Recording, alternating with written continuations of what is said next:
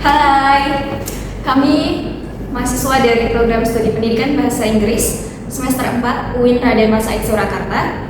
Saya Eka Fasari Rizkyusti dengan NIM 246 12 11 58. Saya sebagai moderator. Saya Maya Maskana Latifah dengan NIM 246121157 sebagai narasumber 2 dari sudut pandang komunikasi. Dan saya dari Rawati dengan NIM 246121025 sebagai narasumber 2 dari sudut pandang psikologi. Selamat mendengarkan podcast Now You Know Podcast. Hello everyone, welcome to the very first episode of Now You Know Podcast. It's time to grow. Exclusive only on YouTube channel Now You Know Podcast. Podcast yang bakal nemenin kalian semua dengan obrolan yang santai, seru, relate juga sama kehidupan kita sehari-hari. Dan yang tentunya adalah insight yang kalian dapat setelah nonton ini dari awal sampai akhir, yang buat kalian yang menyimak pasti dapat insight yang menarik. Sebelumnya kenalin, aku Eka Fasari Rizkyusti sebagai host hari ini. Dan jujur ini rasanya exciting banget karena akhirnya podcast yang udah dirancang dari sekian lama, kurang lebih sekitar 2 mingguan, ini bisa tayang di YouTube juga. Nggak terlalu lama tapi juga nggak terlalu sebentar sih ya. Nah, karena ini merupakan episode perdana, jadi pertama-tama aku mau bilang terima kasih banyak dulu buat teman-teman yang udah ngeklik link video ini, entah kalian itu lagi makan, lagi rebahan, atau sambil lagi nugas, atau emang lagi gabut aja, atau mungkin lagi capek-capeknya sama hidup. Kalian boleh banget dengerin podcast ini ya. Nah, di podcast ini kita nggak cuma mau bahas hal-hal yang lagi viral di internet aja, tapi juga hal-hal yang sebenarnya deket banget dengan kehidupan kita sehari-hari sebagai kehidupan generasi muda. Oke, dan untuk episode yang pertama ini kita bakal bahas topik yang super relate dengan kehidupan kita, yang nggak bisa jauh-jauh dari kita, yaitu sosial media.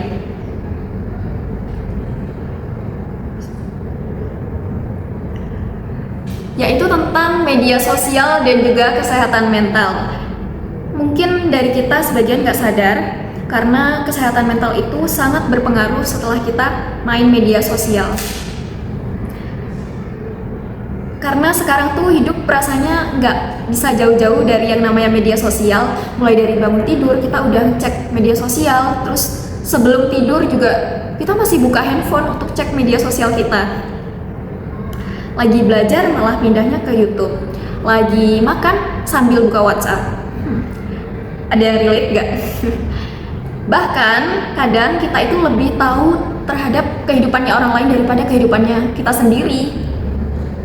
Tapi pertanyaannya sekarang adalah, media sosial itu sebenarnya membantu kita untuk bisa berkembang atau justru kesehatan mental kita ini yang dipertaruhkan? Nah, karena ini media sosial itu jujur aja bisa menjadi entertainment atau bisa juga menjadi tempat belajar kita dan bahkan bisa tempat untuk kita mendapatkan cuan. Tapi di sisi lain media sosial itu juga bisa bikin kita insecure, overthinking, and ngerasa tertinggal dari yang lain atau bahkan sampai ke burnout. Dan hari ini tentunya aku nggak sendirian aja, aku udah ditemenin oleh 2 narasumber keren kita pada hari ini, yaitu ada Indah Rahmawati dan juga Maya Maskana. Halo, silakan boleh kenalin dulu nih, sapa-sapa ke teman-teman yang lagi nonton dia. Halo Eka, halo juga para penonton podcast hari ini. Halo juga, wah seneng banget bisa hadir di sini, apalagi topiknya ini tuh bener-bener deket sama aku secara personal maupun akademis. Makasih udah ngundang aku di podcast hari ini. Sama-sama, semangat banget nih Ian. Dan satu lagi narasumber keren kita yang dia ini juga aktif untuk konten di media sosial. Boleh silakan kenalin diri ke teman-teman. Hai Kak, hai penonton di Now You Know. Aku Maskana dan aku rasa topik ini salah satu yang paling penting buat dibahas sekarang anak-anak muda, khususnya mahasiswa kayak kita ini. Makanya aku excited banget buat join di sini. Oke, good. Jadi guys, sebelum kita masuk ke pembahasan yang lebih dalam lagi, aku mau kasih sedikit gambaran buat topik obrolan kita hari ini. Jadi di episode ini penting banget kalian sebelumnya pernah tahu nggak kalau berdasarkan data dari We Are Social and Hosted tahun 2023, rata-rata orang Indonesia itu menghabiskan waktu kurang lebih sekitar 3 jam 15 menit dalam satu hari untuk membuka media sosial mereka. Dan kalau untuk mahasiswa seperti kita ini, pasti angkanya itu jauh lebih tinggi ya. 3 jam itu bisa lebih dalam setiap hari. Nah bayangkan, dari pertanyaan itu semua waktu itu bisa berdampak buat kesehatan mental kita guys. Nah itulah yang mau kita bahas di episode perdana kali ini. Makanya yuk, let's begin. Oke, Im, aku mau mulai dari yang basic dulu ya. Jadi seberapa besar sih sebenarnya peran media sosial bagi kita sebagai mahasiswa itu? Jujur ya Eka, media sosial itu udah kayak napas kedua buat kita para mahasiswa ini nggak sih? Bukan lebay, tapi emang kenyataannya kan begitu kan? Oh iya. Dari bangun tidur, hal pertama yang kita lakuin itu kan ngecek Instagram, TikTok, WhatsApp. Bahkan aku tuh ngecek tugas atau jadwal kuliah itu jarang banget. Dan itu aku lakuin hampir tiap hari gitu loh. Tapi dari sisi psikologi, ini tuh kayak bukan cuma kebiasaan, ini tuh udah pola yang sangat umum di kalangan kita para mahasiswa ini. Ada penelitian dari University of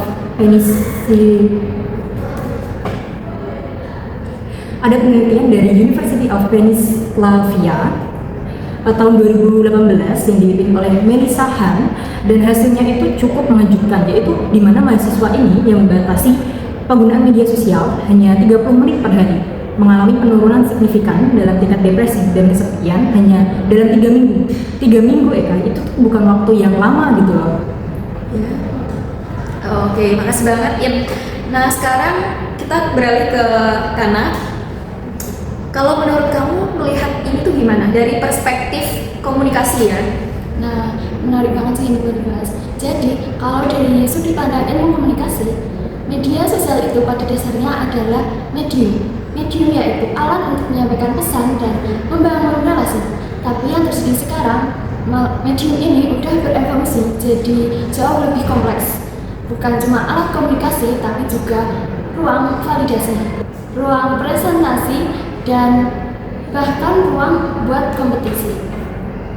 Nah, aku sendiri sebagai konten kreator kecil-kecilan lah ya, aku ngerasa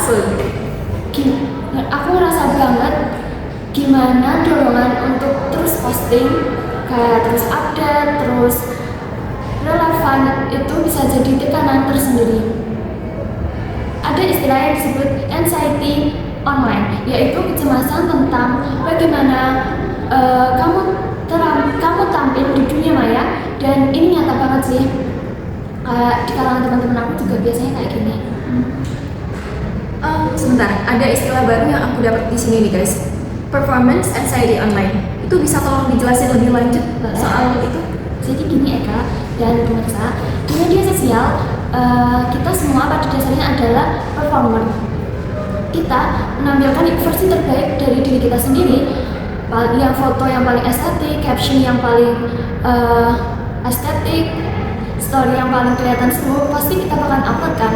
Nah, dan ketika postingan kita nggak dapat respon yang kita harapkan, misalnya like-nya sedikit atau engagement-nya rendah, itu bisa memicu perasaan tidak dihargai, bahkan rasa malu.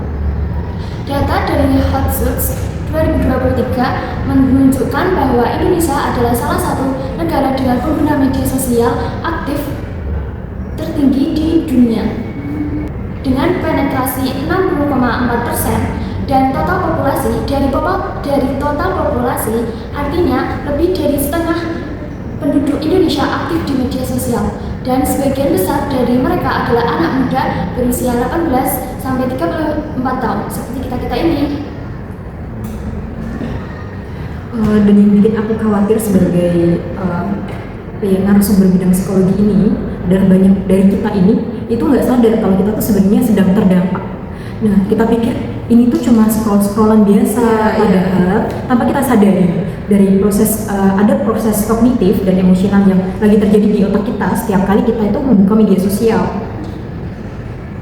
Oh, jadi ini makin deep pembahasan kita kali ini nih. Maksudnya gimana tuh? proses yang terjadi di otak kita. Bisa tolong dijelasin lebih lanjut? Baik, nah jadi setiap kali kita tuh scroll, lihat konten, terutama konten dari orang lain yang kelihatannya lebih sukses, lebih cantik, lebih seru. Nah itu otak kita tuh otomatis melakukan proses yang namanya social comparison atau perbandingan sosial. Nah ini tuh ada teori yang dikemukakan oleh Leon Festinger sejak tahun 1954 dan sampai sekarang tuh masih sangat relevan. Dalam konteks media sosial, perbandingan sosial ini tuh terjadi dengan intensitas yang jauh lebih tinggi dibanding kehidupan nyata. Karena di media sosial, kita tuh terpapar ke ratusan bahkan ribuan highlight reel dari orang lain setiap harinya. Kita bahkan nggak lihat perjuangan mereka, kita nggak lihat bad day mereka, kita cuma lihat momen-momen terbaik yang ada di konten tersebut, momen-momen terbaik mereka itu. Dan otak kita tuh membandingkan itu semua dengan kehidupan yang kita rasain sepenuhnya, termasuk dengan kesusahan dan kekurangannya. Setuju banget sih, Indah. Dan ini yang aku rasain sendiri pas pertama kali mulai serius bikin konten sih. Oh gitu.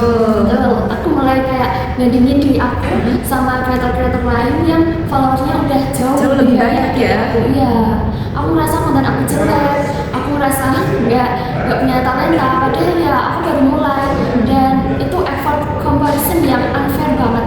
Tapi tetap aja aku lakuin secara otomatis. Nah, kita udah masuk ke segmen yang paling inti dari pembahasan kita hari ini. Dari sisi akademis dan juga mungkin ada pengalaman pribadi kamu gitu ya. Apa sih dampak negatif terbesar dari media sosial terhadap kesehatan mental yang bisa mungkin kamu lihat sendiri atau kamu rasakan sendiri? Oh, ada beberapa hal yang pengen banget aku bahas. Ini tuh bukan cuma teori doang, ini tuh berdasarkan data riset ya, dan pengalaman yang aku sendiri itu udah rasain gitu. Yang pertama, FOMO atau fear of missing out. Ini ada perasaan cemas bahwa kita tuh sedang ketinggalan sesuatu yang menyenangkan atau penting yang orang lain sedang alami. Di era media sosial ini, FOMO ini diperkuat luar biasa. Ketika kita lihat teman-teman kita tuh lagi posting foto liburan, hangout, ataupun event seru, ada dorongan kuat diri kita untuk terlibat bahkan kadang di luar kemampuan finansial kita. Nah, dari jurnal komputer in Human Behavior tahun 2013 ini menemukan bahwa FOMO itu berkorelasi positif dengan rendahnya kepuasan hidup, suasana hati yang buruk, dan tingkat kecemasan yang tinggi. Dan siapa yang paling rentan? Jelas anak muda, bahkan kita ini para mahasiswa. Aku sendiri pun udah pernah ngalamin ini waktu semester 2 kemarin. Aku tuh lagi masa ujian ya, stres tingkat dewa kan. Dan tiba-tiba aku tuh lihat teman-temanku satu angkatan tuh pada posting foto jalan-jalan ke Bali. Aku kan ngerasa kayak hampa banget gak sih? Hidupku tuh lagi boring, aku tuh udah effort banget, tapi kok hidup orang lain kelihatan lebih enak gitu ya. Aduh, itu relatable banget dan aku juga pernah ngerasain itu teman-teman. Nah, kalau dari Kana sendiri pernah juga nggak sih mengalami hal yang serupa? Boleh tolong diceritain ke teman-teman? Pernah sih, sering banget. Dan aku mau nambahin dari angle yang berbeda ya. Aku pernah ngalamin yang namanya doom scrolling. Apa itu doom scrolling? Doom scrolling ini kondisi di mana kita terus-menerus scroll media sosial, bahkan ketika kontennya udah nggak menyenangkan lagi. Sampai jarinya pegel, ya untuk scroll terus teman-teman. Bahkan ketika kontennya bikin kita sedih, marah atau anxious. Aku inget pas dulu zaman COVID itu, aku bisa habiskan 4-5 jam untuk scroll doang, untuk scrolling berita unik, kayak berita buruk, kayak angka kematian COVID itu. Banyak banget sih emang beritanya. Breakdown diperpanjang, ekonomi anjlok. Nah itu aku tahu itu bikin aku makin kayak depresi, tapi aku nggak bisa berhenti. Aku terus scroll, nyari tahu, dan itu bukan sekedar kelemahan karakter ya, itu adalah efek dari desain algoritma media sosial yang secara sengaja dirancang untuk membuat kita terus-menerus berinteraksi. Nah, ada juga dokumen internal dari Facebook yang bocor pada 2021 yang kemudian dikenal sebagai Facebook Papers, yaitu yang menunjukkan bahwa Facebook sendiri mengetahui bahwa platform mereka menyebabkan kerusakan psikologis, khususnya pada remaja perempuan. Mereka tahu, tapi mereka memilih untuk tidak mengambil tindakan signifikan karena itu akan mengurangi engagement. Iya, itu hal penting banget sih Mas Kana. Dan ini tuh bukan cuma Facebook ini tuh model bisnis dari hampir semua platform media sosial yang besar ya, kayak mereka tuh mendapatkan uang itu dari iklan kan? Dan iklan tuh hanya jalan saat kita tuh menghabiskan waktu di platform mereka. Mereka yang dapat untung, tapi kita sebagai pengguna media sosial ini yang kena rugi, teman-teman. Betul. Nah, jadi secara struktural platform ini tuh emang dirancang untuk memaksimalkan waktu yang kita habiskan tuh di sana, bahkan untuk memaksimalkan kesejahteraan kita. Nah, dari Trian Harris, mantan desain ethics dari Google, ini menyebutkan ini tuh sebagai persuasif teknologi. Persuasif teknologi. Betul. Apa itu? Nah, ini tuh teknologi yang dirancang untuk memanipulasi perilaku manusia. Ini tuh udah dibahas panjang dan lebar pada dalam dokumenter The Social Dilemma in Netflix. Dan poin utamanya itu kita bukan pengguna dari produk ini. Kita tuh adalah produknya sendiri. Waduh, kita ini sebagai produk berarti ya itu berat banget, tapi make sense. Oke, tadi kamu ada menyebut fear of missing out. Jadi apa sih dampak yang perlu kita tahu dari bahayanya FOMO ini tuh? Nah, IC topik kedua ini cukup serius, yaitu hubungan antara media sosial dan gangguan body image, terutama di kalangan perempuan muda kayak kita ini. Iya, benar. American Psychological Association dalam laporannya pada tahun 2023 menyatakan bahwa paparan konten kecantikan dan tubuh ideal di media sosial itu secara konsisten berkorelasi dengan ketidakmampuan tubuh, perilaku diet yang tidak sehat, dan dalam kasus ekstrim kayak eating disorder. Instagram itu khususnya penuh dengan konten yang mempromosikan standar kecantikan yang tidak realistis kan.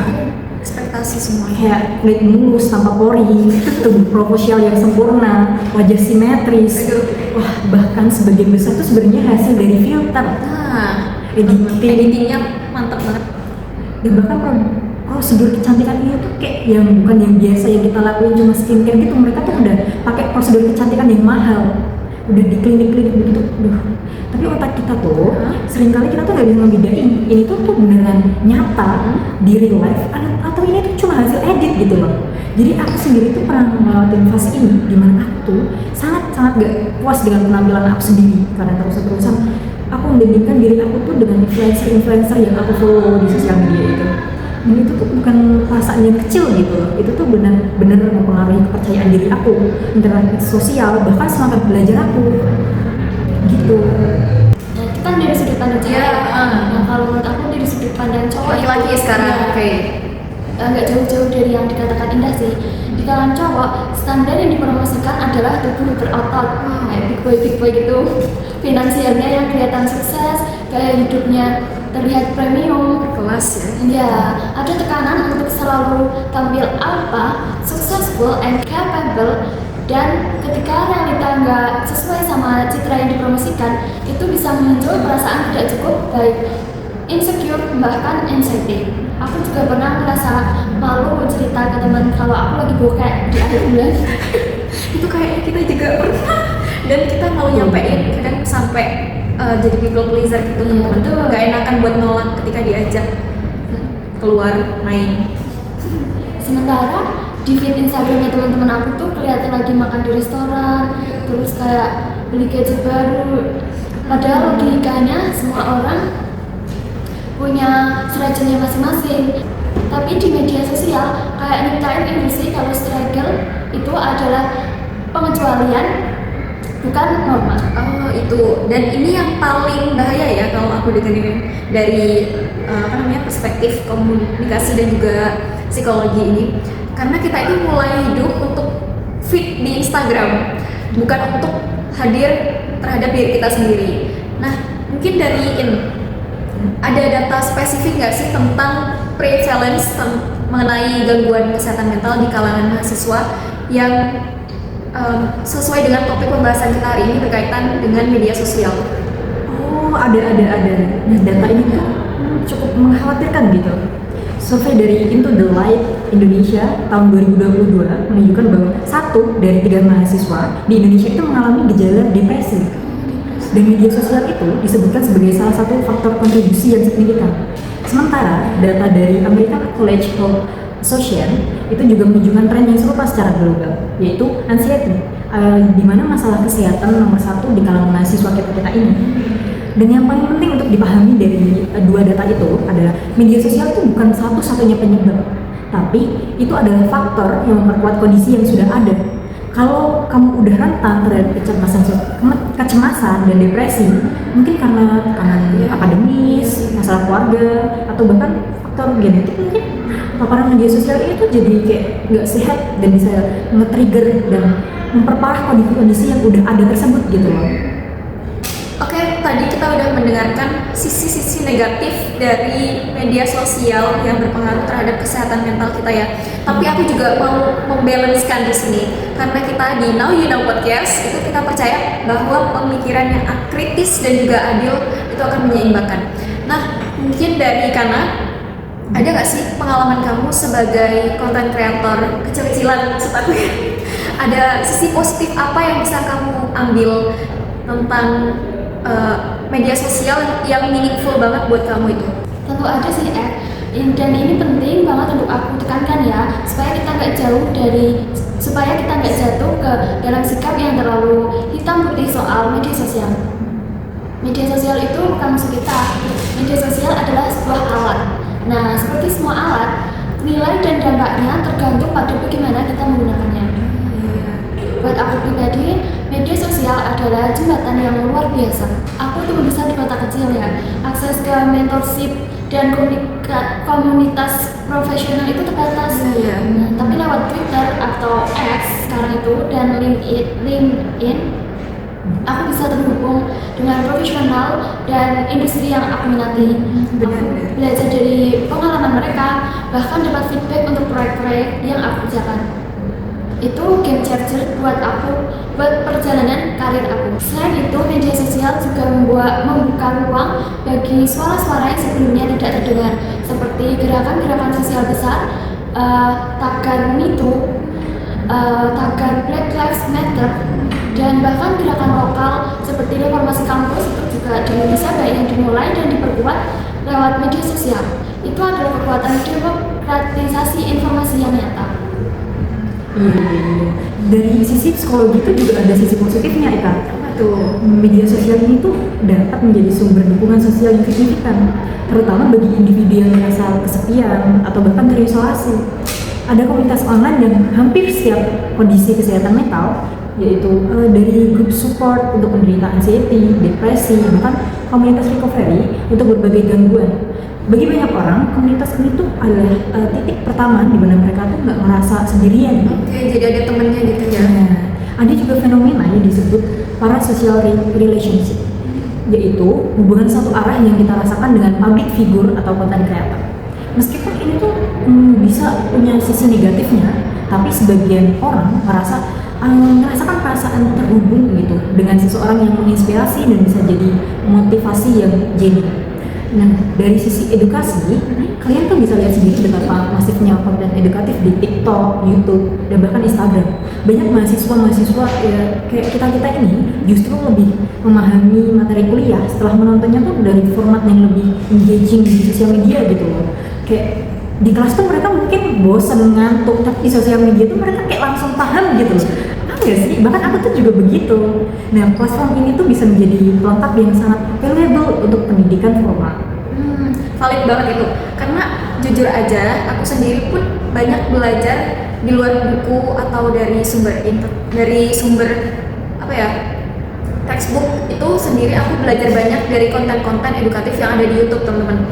Jadi bukan medsosnya yang bikin masalah, akan tetapi lebih ke bagaimana kita bisa menggunakan media sosial itu dengan lebih bijak. Oke. Dan ini yang disebut sebagai media literasi. Media literasi adalah kemampuan secara kritis memahami, mengevaluasi, dan menggunakan media dengan cara yang bertanggung jawab dan menggabungkan diri sendiri. Ini adalah skill yang sayangnya jarang sekali diajarkan secara eksplisit di sekolah maupun di kalangan kampus.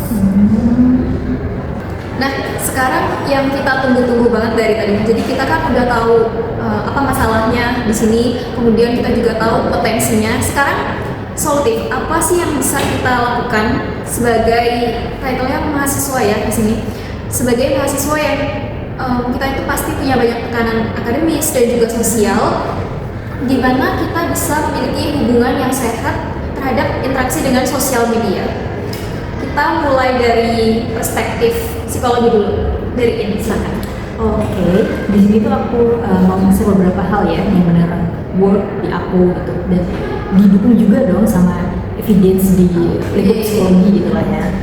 Yang pertama ini yang aku sebut dengan curate your feed intentionally, atau kurasi feed kamu dengan tujuan yang jelas. Nah ini tuh bukan cuma sekedar nge-unfollow orang-orang yang bikin kamu insecure, walaupun itu tuh juga langkah yang valid juga sih, tapi lebih dari itu gitu. Nah secara kayak contohnya aja, secara aktif nge-follow konten-konten yang genuinely memberi kamu nilai positif, kayak konten edukatif, inspiratif, ataupun komunitas yang suportif gitu lah ya.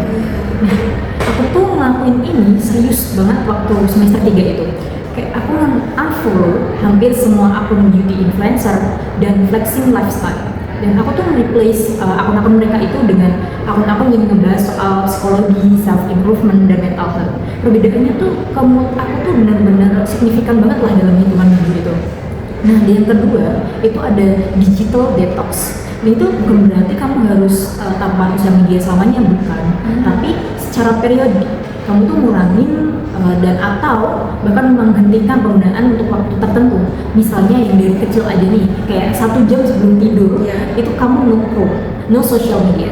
Atau mungkin 1 hari dalam seminggu itu kamu nggak ada buka media sosial sama sekali gitu. Nah, penelitian ini tuh menunjukkan bahwa bahkan digital detox yang singkat dapat menurunkan kadar kortisol atau hormon stres secara signifikan. Tuh, aku juga mau nambahin dan Boleh, silakan. Aku mau bahas tentang screen time awareness. Coba cek screen time kalian deh sekarang. Serius, kalau kalian lagi dengerin ini sambil pegang HP, cek screen time kalian. Kebanyakan orang akan kaget pas pertama kali lihat berapa jam dan dari per hari mereka habiskan untuk lihat media sosial. Nah, keadaan ini adalah titik awal perubahan. Kamu nggak bisa mengontrol sesuatu yang kamu sendiri nggak aware. Nah, setelah tahu angkanya, coba set limit yang realistis. Most smartphones punya fitur itu sekarang, kayak screen time di iPhone, digital wellbeing di Android. Manfaatkan deh fitur-fitur ini. Dan yang ketiga dari aku adalah jadikan media sosial menjadi alat produktif, bukan sebagai tempat pelarian kalian. Kalau kalian buka Instagram punya tujuan yang clear, aku mau cari inspirasi untuk proyek ini atau itu, aku mau connect sama komunitas ini, bukan aku lagi bosen pengen scroll aja deh, bukan ya, Bunuh waktu. iya betul. Nah, mindset ini aku terapin sendiri, dan itu completely mengubah bagaimana aku relate sama media sosial. Sekarang aku lebih sering close apps setelah merasa udah achieve apa yang aku mau, dibanding sebelumnya yang bisa scrolling nggak karuan sampai tiba-tiba udah jam 2 pagi aja. Sih. Jadi yang bisa aku simpulin dari pertamanya kita ada kesadaran dulu, itu akan memicu perubahan besar terhadap diri kita untuk mengurangi interaksi dengan media sosial. Oke, itu sangat real banget ketika kita lagi scroll aja, kayak nggak kenal waktu gitu temen-temen. Tiba-tiba udah jam 2 pagi ternyata, dan kita jadi begadang kan sama dengan kalau dari sisi psikologi ya, strategi yang lebih dalam itu yang seperti apa sih untuk bisa membantu mental kita itu lebih resilient terhadap media sosial? Ada. Dan ini tuh benar-benar esensial banget lah ya menurutku. Ini tuh tentang membangun apa yang dalam psikologi itu disebut dengan psychological flexibility dan strong sense of self, yaitu identitas diri yang kuat dan tidak mudah tergoyahkan oleh perbandingan eksternal. Ini tuh dibangun bukan dalam semalam lah ya, ini tuh proses. Jadi salah satu caranya itu adalah secara aktif menginvestasikan waktu dan energi pada hal-hal di dunia nyata yang memberi kamu rasa, makna, dan identitas. Kayak hobi, relasi, personal yang dalam, achievement akademis, atau volunteer gitu, kegiatan itulah ya. Bahkan olahraga juga. Jadi ketika kamu punya anchor yang kuat di dunia nyata, validasi dari media sosial tuh jadi jauh kelihatan nggak lebih penting lah ya buat kamu, kayak gitu. Nah, ada juga yang disebut dengan mindful social media use. yaitu penggunaan media sosial yang penuh dengan kesadaran. Nah, sebelum membuka aplikasi tuh tanya dulu diri kamu tuh mau ngapain? Kenapa kamu buka aplikasi? Nah, yaps. Kayak bagaimana perasaan kamu sekarang waktu membuka aplikasi tersebut, dan setelah tutup aplikasi, tanya lagi, bagaimana perasaan kamu setelah membuka aplikasi itu? Itu lebih baik atau lebih buruk? Praktik ini tuh membantu kita jadi lebih aware bagaimana media sosial itu dapat mempengaruhi state emosional kita. Nah, kalau dari aku sendiri ya, satu hal yang super praktikal yaitu uninstall notifikasi. Salah satu cara paling efektif untuk mengurangi ketergantungan media sosial adalah dengan tidak punya notifikasi terus-menerus untuk menarik perhatian kita. Nah, bukan berarti kita itu nggak bisa akses media sosial, tapi kita yang memilih kapan mau membukanya, bukan media sosial yang memanggil kita. Ini salah satu hal pertama yang aku lakuin buat aku sadar pengguna media sosial aku udah mulai tidak sehat. Dan perubahan ini yang aku rasakan cukup dramatis.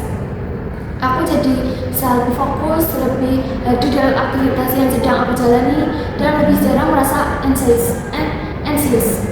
Oke, jadi kita memilih untuk to be present terhadap apa yang sedang kita hadapi gitu. Terlepas atau perlu mengalihkan dari layar media sosial. Oke, kita udah bahas banyak banget dari sisi personal tadi ya. Tapi aku juga mau mengangkat perspektif yang lebih makro nih teman-teman.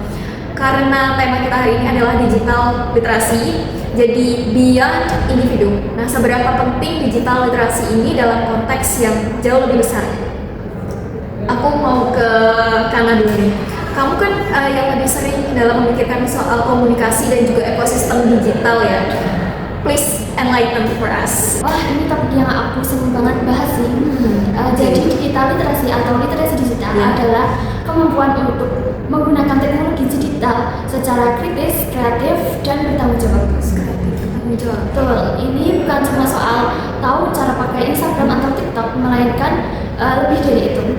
Literasi digital juga mencakup kemampuan untuk satu, mengevaluasi kebenaran informasi secara kritis yang sangat relevan di era hoax dan misinformasi ini.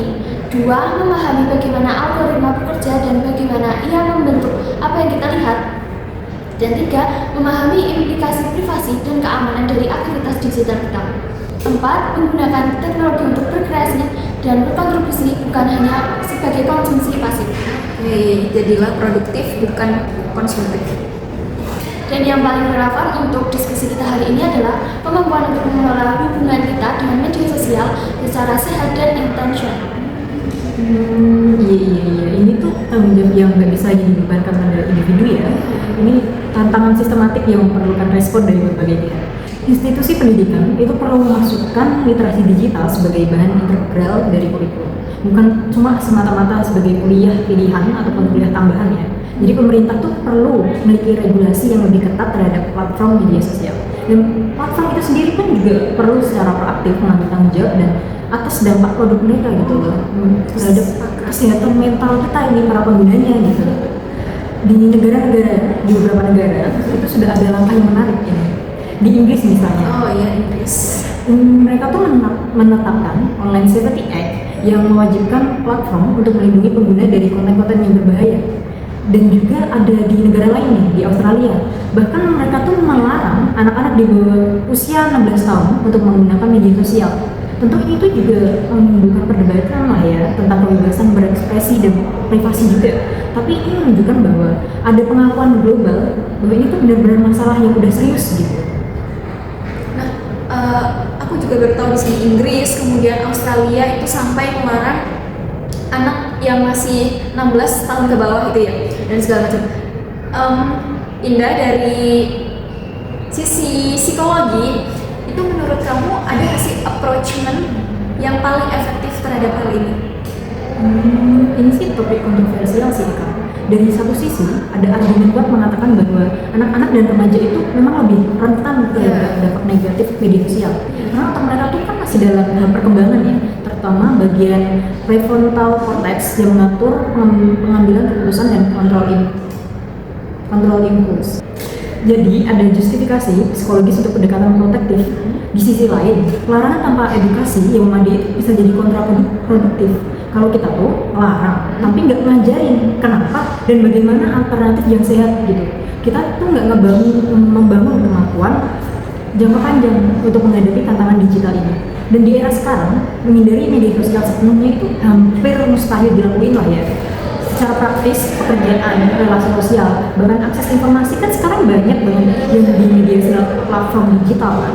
Betul, aku setuju banget sama Indah. Menurut aku solusi yang paling sustainable adalah kombinasi dari regulasi yang melindungi pengguna yang rentan, pendidikan literasi digital dan yang berkomprehensif dari usia dini hingga pemberdayaan individu untuk membuat pilihan yang informat dan intensional. Di level kampus kita sendiri, misalnya kayak aku rasa akan sangat bermanfaat kalau ada program atau workshop tentang digital wellness, tentang bagaimana mengelola digital footprint kita, bagaimana melindungi privasi online kita, dan bagaimana menggunakan media sosial sekaligus sebagai alat yang memperkuat, bukan melemahkan kesehatan mental kita. Oh iya, brilliant aja. Itu ide yang bagus banget ya kalau aku rasa, dan mungkin penonton atau pendengar episode kali ini ada dari lembaga kemahasiswaan seperti BEM, itu teman-teman bisa jadikan program yang keren deh dari idenya Kana ini. Iya kan? Ini open source idea guys buat kalian. Silahkan diambil ya. Sebelum kita masuk ke penutupnya ya, aku ada mau satu sesi yang lebih personal dan juga intimate, karena aku mau masing-masing dari kalian itu bisa tolong untuk menceritakan pengalaman yang paling berkesan, entah itu yang pengalaman buruk ataupun pengalaman yang membuat kalian transformatif, yang berkaitan dengan media sosial dan juga kesehatan mental. Mungkin bisa dimulai dari Indah dulu yang terdekat. Oke. Aku mau jujur di sini karena aku tuh merasa ini tuh penting untuk di normalize ya.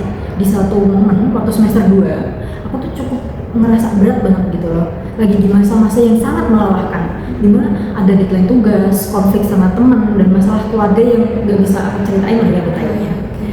Di tengah semua itu, aku tuh membuka Instagram dan melihat seorang teman yang aku tahu juga dia tuh juga lagi struggling di hidupnya.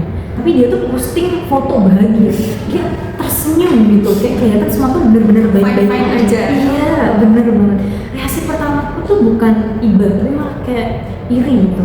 Kayak dia tuh bikin aku ngerasa sangat guilty. Kenapa aku nggak bisa bahagia kayak dia? Kenapa hidup aku tuh terasa lebih berat? Padahal yang ironi, temen itu tuh kemudian cerita ke aku beberapa minggu kemudian bahwa dia tuh sedang bener-bener nggak baik-baik aja.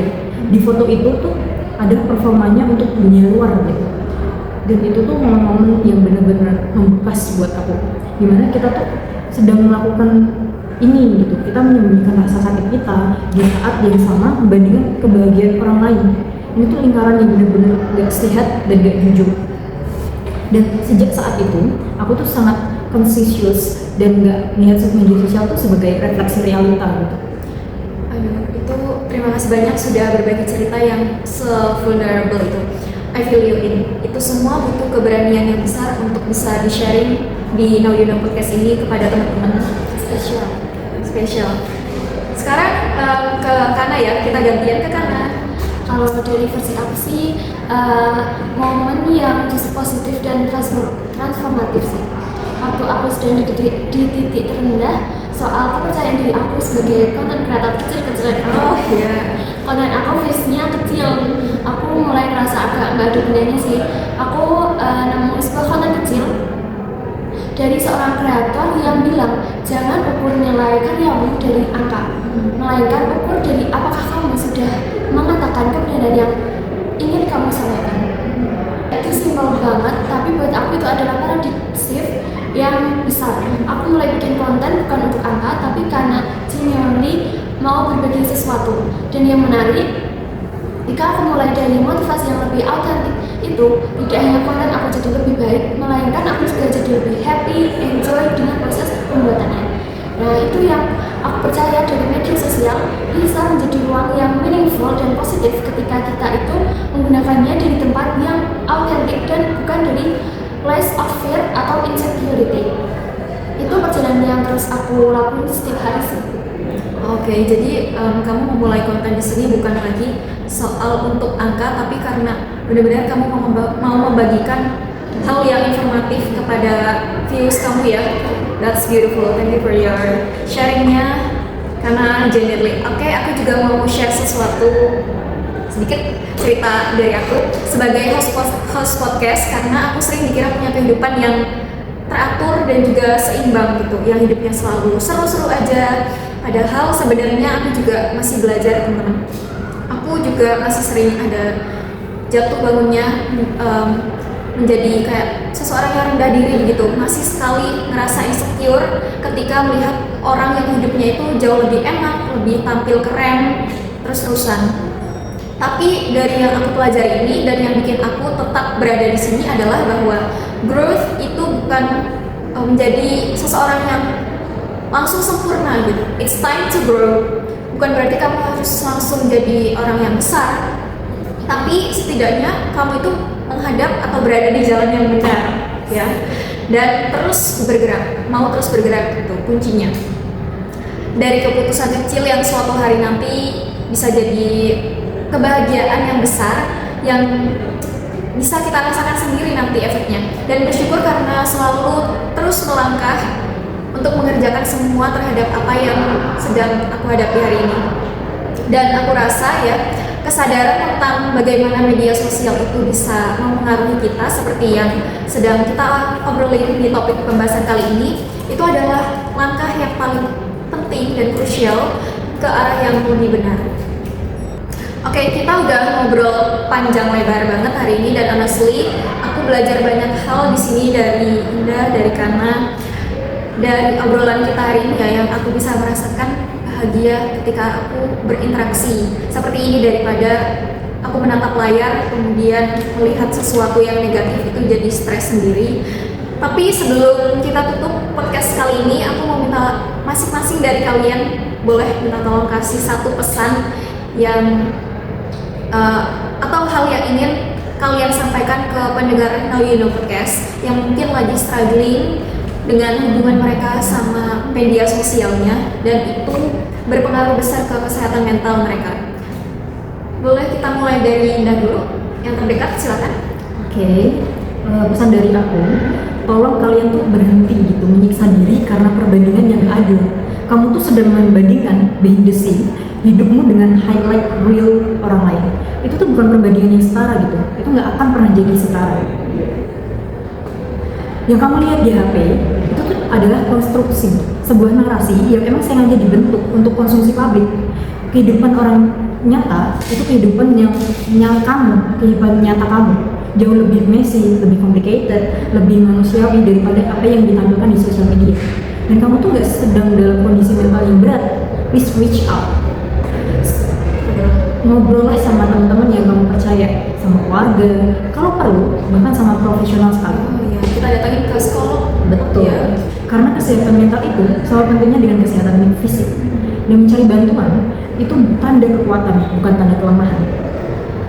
Kalau dari aku sendiri, ingat bahwa kamu bukan pasif dalam ekosistem digital ini.